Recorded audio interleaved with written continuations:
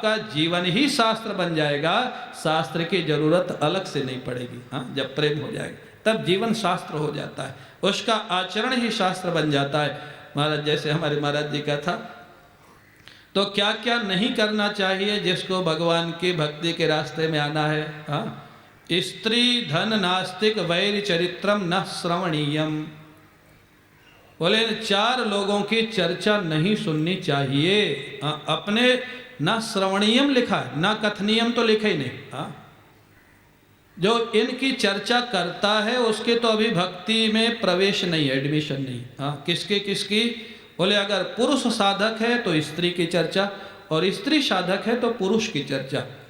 यहाँ पर हमारे गुरुजी ने व्याख्या की, स्त्री पुरुष से यहाँ पर अर्थ है सांसारिक स्त्री पुरुष। अब कोई साधक है तो शबरी की चर्चा नहीं करेगा क्या? क्या वो कौशल्या जी की चर्चा नहीं करेगा क्या? क्या वो कैकेयी और सुनैना और पार्वती जी की चर्चा नहीं करेगा क्या? करेगा। यहाँ स्त्री पुरुष से संबंध है, सांसारिक स्त्री पुरुष। हाँ, क्यों? अगर सांसारिक स्त्री पुरुष साधक एक दूसरे की चर्चा करेगा तो ये जो महाराज संसार है ना, संसार और भगवान, ये दोनों कान के रास्ते ही तो अंदर जाते हैं। हाँ, कान के रास्ते आप जो सुनते रहोगे धीरे धीरे आपका हृदय वैसा ही बनने लग जाएगा। इसलिए स्त्री पुरुष की चर्चा नहीं करना अगर भगवान की रास्ते में आगे बढ़ना है, सांसारिक स्त्री पुरुष की चर्चा नहीं करना। और बोले नास्तिक, कई लोग डंडा लेके लगे रहते महाराज, हाँ ये भगवान को नहीं मानते, ये भगवान को नहीं मानते।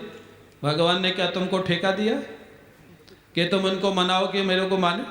अरे एक महात्मा एक व्यक्ति भगवान को नहीं मानता था तो उसका भोजन बंद कर दिया। वो बड़ा कट्टर था, नहीं मानता। महाराज जी ने घटना सुनाई, जब उसका भोजन बंद कर दिया और साधु वेश में था, अब वो वेदांत का था या किसका था वो ठीक मेरे को स्मरण नहीं है।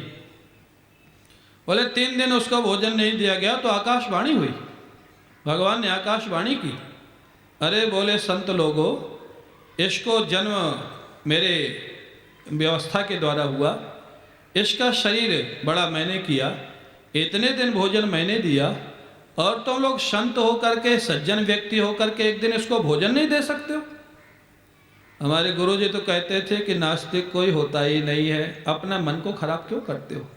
बोले कैसे? बोले नास्तिक का अर्थ होता है जो धर्म और ईश्वर को न माने, उसका नाम नास्तिक। लेकिन गुरुजी कहते थे कि जिसको आप नास्तिक कहते हो वो सुख शांति और आनंद को चाहता और मानता है कि नहीं? भगवान को और धर्म को और शास्त्र को न मान करके वो सुखी ही तो होना चाहता है ना। हाँ, कौन इस झंझट में पड़े, कौन इस माला के और पूजा के चक्कर में पड़े? अपना मस्ती से खाओ पियो और मौज करो, यही तो नास्तिक का लक्षण। बोले वो सुखी तो होना चाहता है ना, सुख तो चाहता है ना। तो गुरुजी कहते थे जो भी सुख चाहता है वो हमारे कृष्ण को ही तो चाहता है ना। सुख का दूसरा नाम ही तो कृष्ण है ना। आज वो समझ नहीं रहा, कभी समझ जाएगा। तो अपने मन को खराब नहीं करना भक्तों को, ये नास्तिक है, ये अज्ञानी है, ये अधर्मी है, ये चर्चा ज़्यादा नहीं करनी चाहिए। ठीक है, कभी व्यवहारिक क्षेत्र में आप हैं और सामने कोई बात आई तो एक रागत द्वेष रहित होकर के अगर कोई चर्चा थोड़ा करना पड़े तो अलग बात है। लेकिन हमारे गुरुजी कहते थे कि जो व्यक्ति सामने वाले व्यक्ति के किसी दोष की बार बार चर्चा करता है, उसमें बहुत कुछ संभावना है कि वो जिस दोष की चर्चा करता है हो सकता है वो दोष उसके मन में हो, सामने वाले में हो कि ना हो ये तो संदेहास्पद है, उसके मन में हो सकता है। और अगर उसके मन में नहीं है तो भी वो बार बार चर्चा करेगा तो वो दोष उसके मन में आ जाएगा। हाँ, इसलिए नहीं करना चाहिए। हाँ, सांसारिक स्त्री पुरुष की चर्चा मत करो, नास्तिक की चर्चा मत करो। और एक बड़ी विलक्षण बात लिखी है, बैरी की चर्चा मत करो, दुश्मन की। आप कहेंगे महाराज चर्चा ना करें तो केयरफुल कैसे रहेंगे? हाँ, सावधान कैसे रहेंगे? पिस्टल बंदूक लेके चलते लोग, गार्ड लेके चलते, लेकिन कई बार गार्ड ही गोविंदा नमो नमा कर देता है। सुरक्षा तो भगवान की ही सुरक्षा है। हाँ, भगवान जहाँ सुरक्षा दे वही सुरक्षित है, बाकी कौन सुरक्षा? आज क्या सुरक्षा है? आप लोगों ने सुना ही होगा ना, एक विदेशी भारतवर्ष में आया और दिल्ली से वो गया इस्कॉन मंदिर वृंदावन, ड्राइव करके गया, शौक होता उन लोगों को गाड़ी चलाने का। पहुंच तो गया वृंदावन, पहुंचने के बाद बोलता है कि मैं मान गया कि भारतवर्ष में भगवान रहते हैं। बोले वो कैसे? बोले भगवान नहीं होते तो मैं इस ट्रैफिक व्यवस्था में सुरक्षित वृंदावन नहीं पहुंच सकता था। कहीं भैंस दौड़ रही, कहीं कुत्ता दौड़ रहा, कहीं साइकिल वाला दौड़ रहा। अब उन लोगों को तो आदत नहीं होती वैसे चलाने की। भारतवर्ष में जो ड्राइविंग कर लिया वो कहीं फेल नहीं हो सकता है। महाराज तो कहने का अर्थ क्या है? तो महाराज वैरी विरोधी की चर्चा, दुश्मन की चर्चा नहीं करे तो क्या करें महाराज? सुरक्षा कैसे होगी? भगवान कहते तुम उसकी चर्चा मत करो, भगवान का स्मरण करो। कई बार विरोधी से रक्षा भगवान करेंगे। और एक रहस्य की बात और महाराज जी कहते हैं, कई बार विरोधी भी भगवान भेज देते हैं। बोले वो क्यों? महाराज विरोधी भगवान, भक्त के जीवन में विरोधी भगवान भेज देते हैं। बोले क्यों? बोले भक्त की गति जब थोड़ा धीमी पड़ जाती है ना भजन की, हाँ, तो भगवान विरोधी भेज देते हैं जिससे और जप करे और साधना करे, जल्दी मेरे पास आ जाए भाग के महाराज। इसलिए विरोधी कभी कभी भगवान भेजते हैं। तो विरोधी के अंदर सोच लो, भगवान अपने पास बुलाने के लिए एक संदेश वाहक भेजा है कि जल्दी चलो, हाँ फास्ट चलो, देर मत करो। कई बार व्यक्ति ढीला पड़ जाता है साधना में, लेकिन जब दुख विरोधी दुश्मन सामने आता है तो फिर माला बढ़ जाती है, पूजा बढ़ जाती है। हाँ महाराज जी दृष्टांत देते थे, बोले एक कुत्ता चला, हाँ 3-4 गांव पार करके जाना था, 5वें गांव में। अब एक गांव में जैसे पहुंचा तो गांव के कुत्ते लग गए उसके पीछे। हाँ अब महाराज वो तो आराम से चल रहा था तो दौड़ पड़ा, क्योंकि अब वो अकेला था, गांव के बहुत सारे कुत्ते थे, भागा। अब महाराज जी कहते थे जो 5 गांव में वो 2 दिन में पहुंचने वाला था वो पहले दिन ही पहुंच गए। तो अगर विरोधी पीछे लग जाए तो सोच लेना ठाकुर जी हमको जल्दी भक्ति के द्वारा दर्शन देना चाहते हैं। हाँ? और विरोधी से रक्षा आप क्या करोगे?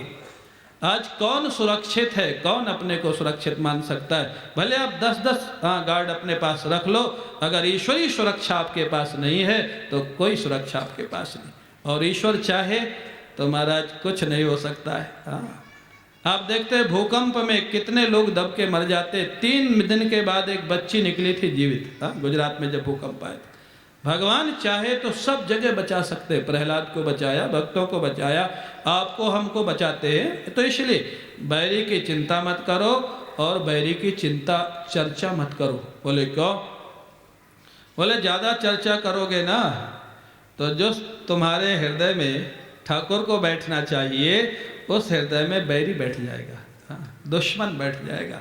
जहाँ तुम्हारा ठाकुर का घर है, जहाँ तुम्हारा ठाकुर क्रीड़ा करता है, लीला करता है, जहाँ वो बैठना चाहता है उस हृदय में तुम अपने जानबूझ के बैरी को बैठाते हो। हाँ चर्चा करोगे तो बैठेगा, मन में आएगा। हाँ महाराज जी कहते थे जिस व्यक्ति को तुम नगर में देखना नहीं चाहते हो, कितनी नासमझी है, उसको अपने हृदय में बैठा के बैठे हो। नगर में देखना नहीं चाहते, हृदय में बैठा ले हुए हो। तो इसलिए बैरी चरित्रम क्या करें? बोले भगवान पे छोड़ो। हाँ और आप करके देखना, छोड़ के देखना महाराज। तो बोले ना श्रवणीयम, करणीयम तो है ही नहीं, करना तो है ही नहीं। कोई दूसरा सुनाने लग जाए तो भी हाथ जोड़ लेना, या तो आप दूसरी चर्चा करो और या हम यहाँ से चलते। हाँ वो चर्चा नहीं सुनना। शंख बज गया, हाँ समय पूरा हो गया, 7 बज गया। आज की चर्चा इतनी ही, आगे कल करेंगे। बोले वृंदावन बिहारी लाल की जय जय श्री राधे। शांतम शाश्वतम अप्रमेयमनघम् निर्वाण शांतिप्रदम् ब्रह्मा शंभु फणीन्द्र सेव्यमनिशम् वेदांत वेद्यं विभुम् रामाख्यं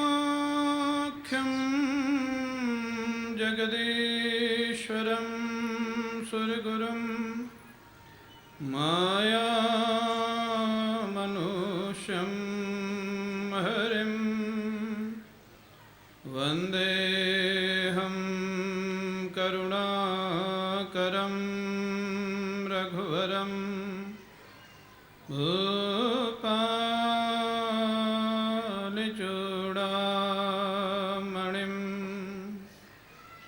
वरहापीडं नटवरवपुः कर्णयोः कर्णिकारं बिभ्रतवासः कनककपिशं वैजयन्तीं च मालां रन्ध्रान् वेणोरधरसुधया पूरयन् गोपवृन्दैः वृन्दारण्यं स्वपदरमणं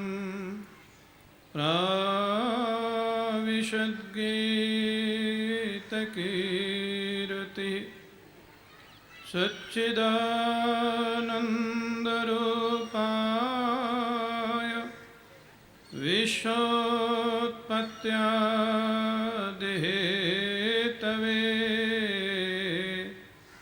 तापत्रयविनाशाय श्रीकृष्णाय वयं नुमः। यं प्रव्रजन्तमनुपेतमपेतकृत्यं द्वैपायनो विरहकातरया जुहाव पुत्रेति तन्मयतया तरवोऽभिनेदुः तं सर्वभूतहृदयं मुनिमानतोऽस्मि।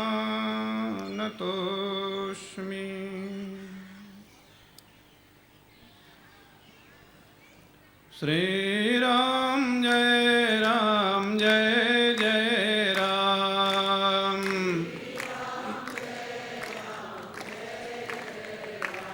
ओम श्री राम जय जय राम।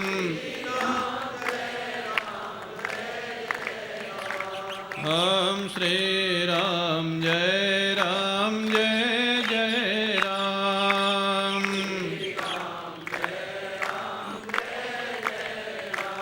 ओम श्री राम जय जय राम।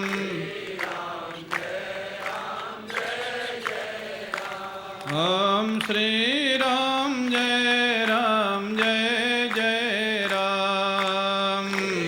ओम श्री राम जय जय राम।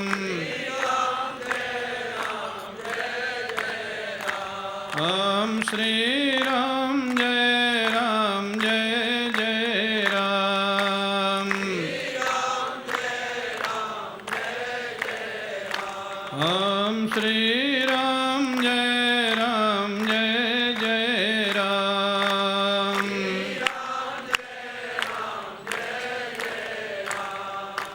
बोलिए सियावर रामचंद्र भगवान की, सद्गुरुदेव भगवान की जय। जय श्री राधे। परम पूज्य प्रातः स्मरणीय श्री सद्गुरुदेव भगवान के श्री चरणारविंदों में साष्टांग प्रणाम। पूज्य महाराज श्री जी के परम स्नेह भाजन समादरणीय श्री बिरला दंपति, आदरणीय श्री जयपुरिया जी, दीक्षित जी, कानोड़िया जी, समुपस्थित भगवत कथा अनुरागी सज्जनों, हम सभी लोग पुनः इस पावन वाटिका में देवर्षि नारद ने भक्ति सूत्रों की रचना हमारे आपके जीवन को आनंदमय बनाने के लिए रचित की और उनकी चर्चा हम लोग कर रहे हैं। कल की चर्चा में ये कहा गया था, स्त्री धन नास्तिक वैर चरित्रम न श्रवणीयम। सांसारिक स्त्री पुरुष नास्तिक, बहुत ज़्यादा संपत्ति और दुश्मन की चर्चा नहीं सुनना चाहिए, करना नहीं चाहिए। ये तो लिखा ही नहीं है, माने भक्त करेगा तो है नहीं। और अगर कोई दूसरा भी सुनाता है तो उसको हाथ जोड़ लेना चाहिए कि आप अगर सुनावें तो कोई अच्छी चर्चा सुनावें, नहीं तो हमको आप माफ़ करें। बड़े बड़े महापुरुष यही करते थे। महाराज पूज्य आनंदमयी माँ कहते थे, हरि कथा कथा बाकी सब व्यथा। हाँ, व्यथा। और बात सच है। भगवान की चर्चा होगी तो मन अच्छा होगा, सुख शांति मिलेगी। व्यवहार में जितना आवश्यक है, गृहस्थ हैं उसको कर्तव्य निर्वाह जरूर करना है, लेकिन अनावश्यक व्यर्थ चर्चा पर चर्चा इसमें नहीं पड़े। तो ये तो हो गया कि भाई दूसरा अगर ऐसा कर रहा है तो हमको सावधान रहना है। हमारे गुरुजी कहते थे कि एक टोकरी कचड़ा आपके दरवाजे कोई फेंक दे तो आप झगड़ जाते, और आपके कान के रास्ते इतना कचड़ा आपके हृदय में फेंकते हैं लोग, और उसको आप खुशी खुशी स्वीकार करते। हाँ, बल्कि जिनकी रुचि होती है वो बड़े ध्यान से पूछते हैं, फिर और आगे क्या कहा, हाँ फिर आगे क्या हुआ। हाँ, फिर वहाँ न धूप लगती है, न ठंडी लगती है, न बरसात लगती है। तो उससे सावधान रहना चाहिए, बचना चाहिए।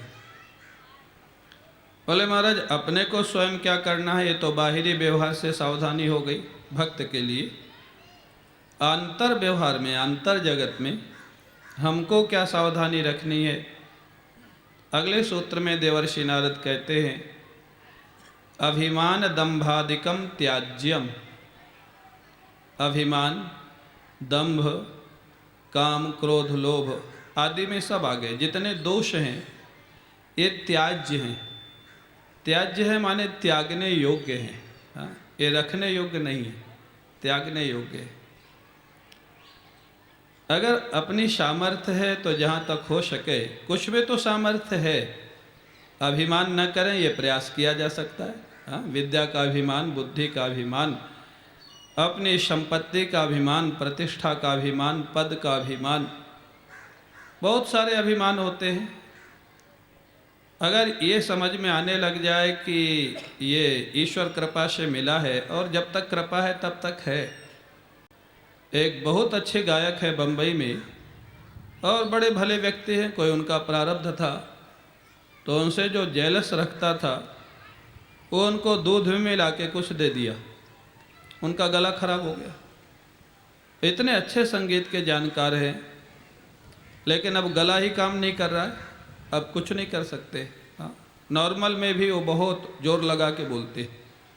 तो इसलिए अभिमान किसी चीज़ का नहीं करना, भक्त को नहीं करना चाहिए, क्योंकि जब तक ठाकुर की कृपा है तभी तक ठीक चल रहा है। अगर अच्छा काम वो ले रहे हैं तो उनकी कृपा है, ये अनुभव करना चाहिए। ईश्वर कृपा है, गुरु कृपा है। हम कर रहे हैं मैं अगर करोगे ना तो गड़बड़ होगा। अभिमान, अभिमान की जगह अगर महाराज स्वाभिमान ले लेना तो थोड़ा ठीक है। फिर भी स्वाभिमान और अभिमान में थोड़ा फर्क है। अभी जो उपसर्ग है एक सीमित कर देता है। हाँ, हम ही ऐसे हैं, बाकी सब बेकार। और स्वाभिमान माने हम ब्राह्मण होकर के ऐसा काम कैसे करें, हाँ गलत काम कैसे करें, हम इतने प्रतिष्ठित व्यक्ति हो के ऐसा काम कैसे करें, हम साधु हो के ऐसा काम कैसे करें। ये अपने आश्रम का, वर्ण का, अपने स्वरूप का, हम इतने बड़े गुरु के शिष्य हो के ऐसा काम कैसे करें, हम भक्त हो करके ऐसा काम कैसे करें, ये स्वाभिमान। हाँ, तो अगर अभिमान के बिना न रहा जाए तो अभिमान को स्वाभिमान का रूप दे दीजिए, तो आपको कई दोषों से वो बचा लेगा। हाँ, अंत में तो वो भी निकल ही जाएगा। जब अनुभव हो जाएगा कि मैं कुछ करने वरने वाला हूँ नहीं, करने कराने वाले तो ठाकुर हैं, तब तो स्वाभिमान अभिमान दोनों अपने आप ही निकल जाएंगे। लेकिन अगर नहीं रहा जाता तो अभिमान न करके स्वाभिमान। और दंभ, दंभ क्या जानते हो? बनावट। हाँ, भगवान को बनावट से बहुत चिढ़। भगवान या संत कोई भी हो, अगर बनावट आपके जीवन में है और कोई दोष है और आपने बता दिया महाराज हमारे जीवन में ये दोष है, तो प्रयास किया जा सकता है। लेकिन अगर बनावट आ गई, सामान्य व्यक्ति की बात कौन कहे? आप जानते हैं, रामचरितमानस पढ़ते ही जब किष्किंधा में भगवान श्री राम और लक्ष्मण पहुँचते और सुग्रीव ने हनुमंत लाल जी को भेजा कि पता करो कौन है, अगर ये कोई बाली के भेजे हुए हों तो इशारा कर देना, मैं तुरंत भाग जाऊंगा वहाँ से। और तब जब परीक्षा करनी है तो हनुमान जी वेश बदल के गए, और वेश बदल करके महाराज क्या वेश बनाया था मालूम है ना आप लोगों? वैदिक ब्राह्मण का वेश। वैदिक ब्राह्मण का वेश बनाया और जा कर के प्रणाम कर लिया, क्योंकि बनावट कहीं ना कहीं गड़बड़ा जाती है। हाँ? स्वयं उनसे पूछ रहे हैं, को तुम श्यामल गौर शरीरा, क्षत्रिय रूप फिरहु बनवीरा। आप श्यामल और गौर रूप में कौन है? क्षत्रिय हैं ऐसा लग रहा है। जब आपको लग रहा है क्षत्रिय हैं और आप वैदिक ब्राह्मण हैं तो प्रणाम क्यों कर लिया जाके? वो क्योंकि अंदर से तो ब्राह्मण नहीं थे ना वो। हाँ, वो तो भक्त थे भगवान के महाराज, लेकिन वो बाहर से बने हुए ब्राह्मण थे, तो जो बनावट होती है वो कहीं ना कहीं गड़बड़ा जाती है। और मेरे को एक घटना याद आ गई रामनगर की, बनारस के गंगा जी के उस पार रामनगर, वहाँ बहुत ज़बरदस्त रामलीला होती। अब एक बार जो हनुमान जी का अभिनय करता था, जो पात्र था, वो बीमार पड़ गया। अब महाराज लंका दहन की लीला होनी थी, अब क्या करे, पात्र बीमार। अब एक जो मोटा तगड़ा व्यक्ति था उसको बहुत कहा कि बस आज कोई ज़्यादा लीला नहीं है, अशोक वाटिका को उजाड़ना है, जो राक्षस सावन को मारना है, लंका जलाना है, बस कोई पाठ वाठ ज़्यादा है नहीं, तुम बन जाओ। बहुत मोटा तगड़ा था महाराज, हलवाई था। अब वो किसी तरह बना दिया उसको। अब वो लंका तो चला गया, पेड़ वेड़ भी उखाड़ के फेंक दिया, राक्षसों को भी मारा। लेकिन रावण का अभिनय करने वाला इतना सशक्त था, वो इतना जोर से डांटा हनुमान जी का जो अभिनय कर रहे थे, बोल तूने कैसे अशोक वाटिका को उजाड़ा, आज तेरे को मृत्यु के घाट उतार दूंगा। जहाँ इतना कहा, बोले मैंने नहीं उखाड़ा, मैं तो मुन्ना हलवाई हूँ, इनसे पूछो। इन्होंने कहा था इसलिए मैंने उखाड़ा। तो ये जो नाटक है ना, हाँ, ये बनावट है, ये ज़्यादा नहीं चल सकती है। तो हनुमान जी महाराज वहाँ पर स्वयं कह रहे हैं कि आप क्षत्रिय स्वरूप में हैं, कोई राजकुमार है, कौन है, और वैदिक ब्राह्मण बने हुए, और जाके प्रणाम कर लिया, जाय पवन सुत नायु माथा। तो महाराज भगवान तो समझ गए, लेकिन जानते हो वहाँ भगवान ने भी क्या लीला की? अपने परिचय दिया, महाराज दशरथ के हम पुत्र हैं राम लक्ष्मण, और हमारी पत्नी का यह हरि निश्चर वैदेही, विप्र फिर ही हम खोजत ते ही। बार बार उसी शब्द पे चोट कर रहे हैं जहाँ बनावट है। हाँ, विप्र ब्राह्मण देवता। हाँ, जानते हैं ब्राह्मण नहीं है, असलियत खोलनी। हाँ, अरे ब्राह्मण देवता, हमारी पत्नी का हरण कर लिया है यहाँ पर राक्षसों ने, हम उसी को खोजते हुए घूम रहे हैं। और फिर आपन कथा कही हम गाई, विप्र कहो निज कथा बुझाई। ब्राह्मण देवता, फिर ब्राह्मण देवता, माने जहाँ चोट करनी है उसी पे बार बार चोट हो रही। भगवान कहते हैं हमने अपनी कथा तो सुना दी ब्राह्मण देवता, आप अपना परिचय तो बताओ, आप कौन है? हनुमान जी पहचान गए, जहाँ राम और लक्ष्मण जी का नाम सुना, सारा वेश बदल दिया और स्वरूप में प्रकट होकर, हनुमान जी के रूप में प्रकट होकर के महाराज चरणों में गिर पड़े। उसके बाद भगवान ने हृदय से लगा लिया, अश्रुपात होने लग गया। और फिर तो यहाँ तो कह दिया, तय मम प्रिय लक्ष्मण ते दूना। हाँ, तो कहने का अर्थ क्या है? भले वो अभिनय था, लीला थी, लेकिन हनुमान जी महाराज भी अगर कुछ बनावट करके भगवान के पास पहुँचे तो भगवान ने तब तक उनको उठा के हृदय से नहीं लगाया जब तक वो ब्राह्मण बने हुए थे। हाँ, नहीं लगाया ना। जब हनुमान जी बन गए तब उठा करके हृदय से लगाया और बहुत प्रेम किया। वो स्वाभाविक सहज प्रेम था। तो दंभ इसी का नाम है, दंभ। दंभ माने बनावट। आप जैसे हैं जो हैं गुरु के पास। मैं जब आया था, मैं प्रारंभ में जब घर का छोड़ा